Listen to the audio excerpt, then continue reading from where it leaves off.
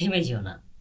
জীবনে এমন কিছু সময় আসবে যখন মনে হবে সবকিছু শেষ। স্বপ্নগুলো দূরে সরে যাবে, আপন মানুষগুলো বদলে যাবে। আবার বারবার ব্যর্থতা এসে তোমাকে বলবে, তুমি পারবে না। কিন্তু মনে রেখো, ব্যর্থতা মানেই শেষ নয়। ব্যর্থতা মানেই নতুন করে শুরু, এবং নতুন করে শুরু করার সুযোগ। আজ যারা তোমাকে অবহেলা করছে, হয়তো একদিন তারাই তোমার সাফল্যর গল্প বলবে। তাই মানুষের কথায় নয়, নিজের স্বপ্নে বিশ্বাস রাখো। ধীরে চলো, কিন্তু থেমে যেও না। পড়ে যাও, আবার উঠে দাঁড়াও। হেরে যাও, আবার চেষ্টা করো।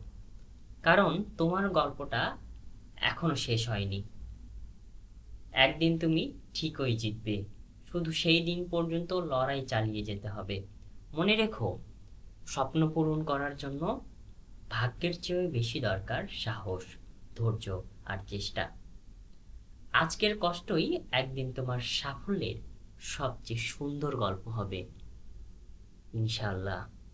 নিজের উপর বিশ্বাস রেখো।